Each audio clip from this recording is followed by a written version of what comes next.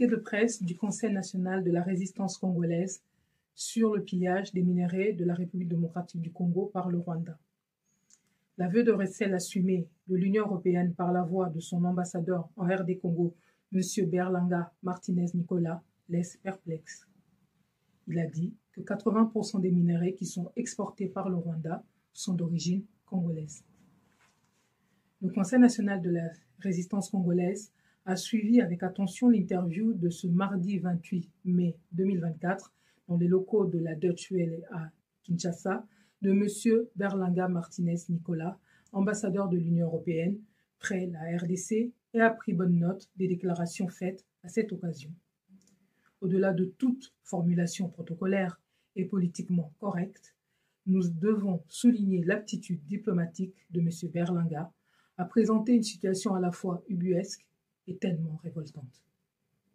Quand un haut représentant de l'Union européenne reconnaît les origines congolaises d'au moins 80% des minerais exportés par le Rwanda, justifier la signature d'un protocole d'entente avec un tel pays plutôt que de le sanctionner est un aveu de recel assumé et un encouragement déplorable au pillage. À l'heure des élections pour le renouvellement des représentants européens au Parlement, le CNRC en appelle à la probité morale des populations des États membres de l'Union européenne pour sanctionner vigoureusement les élus qui ne se sont pas gênés de profaner les standards moraux et la noblesse que devraient incarner les institutions européennes en signant des engagements qui les réduisent au statut de receleurs. Le CNRC condamne avec la plus forte énergie ces résolutions que l'on veut présenter comme des simples protocoles d'entente sans engagement juridique alors qu'ils constituent à eux seuls une incitation au pillage. Or, tout le monde sait que ce pillage aujourd'hui se fait au prix du sang des Congolais. Depuis près de 3 décennies, la déstabilisation de la RDC menace la stabilité de la région des Grands Lacs africains en provoquant le déplacement de plus de 7 millions de Congolais, tout comme il empêche le retour chez eux de millions d'autres Congolais qui vivent en exil à travers le monde. Ce pillage se fait également au détriment du respect de l'environnement et menace à la fois la flore et la faune, tant les prédateurs qui opèrent en RDC n'ont pas d'état d'âme. Comme en témoignent les rapports de différentes ONG, l'arrivée de Félix Tshisekedi au pouvoir n'a pas empêché le chaos grâce à des élections truquées et un deal mafieux avec Joseph Kabila et Paul Kagame qui permet à ces derniers de perpétuer le régime d'occupation dans notre pays depuis la chute de Mobutu et l'assassinat de Laurent Désiré Kabila. Aujourd'hui, Félix Tshisekedi et ses proches font partie des bénéficiaires de l'exploitation des minerais du sang auxquels M. Berlanga fait justement allusion. Et le gouvernement congolais complice continue à dessein à refuser de la fermeture de nos frontières pour permettre à ses mentors rwandais, ougandais et autres de poursuivre en toute quiétude le pillage des minerais, de nos minerais et de tant d'autres ressources. Du Parlement à la présidence, leur exercice du pouvoir ne trompe plus personne. Ils ont fait de l'État congolais la première source d'insécurité pour le peuple congolais. Alliés du Rwanda et de l'Ouganda, ils pillent, ils mentent, ils répriment et veillent à ce que eux-mêmes et leurs complices restent à jamais impunis. Les plus grands criminels sont en liberté, tandis que ceux qui osent simplement contester le pouvoir en place sont de plus en plus en insécurité. Cette déclaration de M. Berlanga lève une fois de plus le voile sur l'hypocrisie et le cynisme de différents gouvernements occidentaux qui prennent trop facilement les immigrés africains comme bouc émissaire de leur politique de soutien à d'infâmes dirigeants africains tels que Paul Kagame, surnommé l'Hitler africain, suite au génocide qu'il opère sur le territoire congolais. Ces dirigeants africains qui font la honte de l'Afrique, mais dont nous peinons à nous débarrasser à cause du soutien, entre autres, dont ils jouissent de la part des puissances étrangères qui bénéficient, eux, de la misère qu'ils entretiennent sur le continent africain. L'action en RDC de Paul Kagame et ses complices a déjà occasionné à ce jour plus de 10 millions de morts congolais, comme vient de le dénoncer à son tour le président turc Recep Tayyip Erdogan, faisant écho au peuple congolais. Maintenant que tous les masques sont tombés et que l'Europe commémore les 80 ans du débarquement des Alliés venus mettre un terme à l'occupation nazie, le CNRC ose espérer que le peuple européen aura à cœur de se montrer à la hauteur du sacrifice de millions de soldats qui ont versé leur sang pour sauver l'Europe. Pour eux, Adolf Hitler, qui n'était pas fréquentable hier, ne le serait pas plus aujourd'hui, même avec la peau noire et en s'appelant Paul Kagame.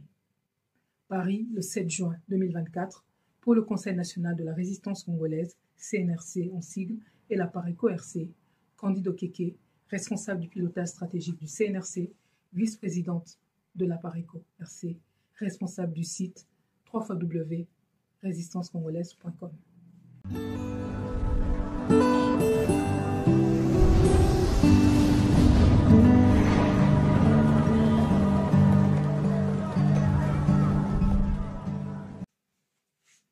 Communiqué de presse du Conseil national de la résistance congolaise sur le pillage des minerais de la République démocratique du Congo par le Rwanda.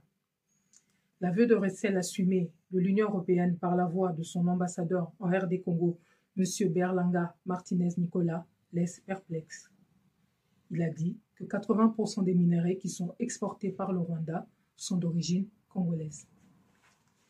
Le Conseil national de la résistance congolaise a suivi avec attention l'interview de ce mardi 28 mai 2024 dans les locaux de la Deutsche Welle à Kinshasa de M. Berlanga Martinez Nicolas, ambassadeur de l'Union européenne, près la RDC, et a pris bonne note des déclarations faites à cette occasion. Au-delà de toute formulation protocolaire et politiquement correcte, nous devons souligner l'aptitude diplomatique de M. Berlanga à présenter une situation à la fois ubuesque et tellement révoltante. Quand un haut représentant de l'Union européenne reconnaît les origines congolaises d'au moins 80% des minerais exportés par le Rwanda, justifier la signature d'un protocole d'entente avec un tel pays plutôt que de le sanctionner est un aveu de recel assumé et un encouragement déplorable au pillage. À l'heure des élections pour le renouvellement des représentants européens au Parlement, le CNRC en appelle à la probité morale des populations des États membres de l'Union européenne pour sanctionner vigoureusement les élus qui ne se sont pas gênés de profaner les standards moraux et la noblesse que devraient incarner les institutions européennes en signant des engagements qui les réduisent au statut de receleurs.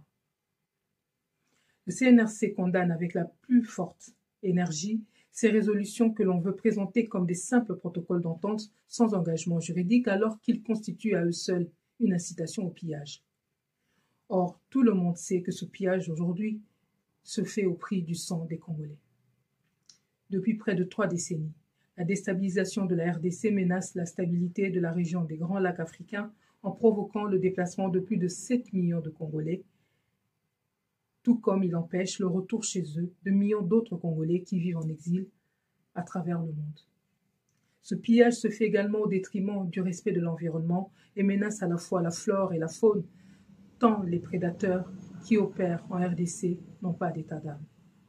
Comme en témoignent les rapports de différentes ONG, l'arrivée de Félix Tshisekedi au pouvoir n'a pas empêché le chaos grâce à des élections truquées et un deal mafieux avec Joseph Kabila et Paul Kagame qui permet à ces derniers de perpétuer le régime d'occupation dans notre pays depuis la chute de Mobutu et l'assassinat de Laurent Désiré Kabila. Aujourd'hui, Félix Tshisekedi et ses proches font partie des bénéficiaires de l'exploitation des minerais du sang auxquels M. Berlanga fait justement allusion. Et le gouvernement congolais complice continue à dessein à refuser de la fermeture de nos frontières pour permettre à ses mentors rwandais, ougandais et autres de poursuivre en toute quiétude le pillage des minerais, de nos minerais et de tant d'autres ressources. Du Parlement à la présidence, leur exercice du pouvoir ne trompe plus personne. Ils ont fait de l'État congolais la première source d'insécurité pour le peuple congolais. Alliés du Rwanda et de l'Ouganda, ils pillent, ils mentent, ils répriment et veillent à ce que eux-mêmes et leurs complices restent à jamais impunis. Les plus grands criminels sont en liberté, tandis que ceux qui osent simplement contester le pouvoir en place sont de plus en plus en insécurité.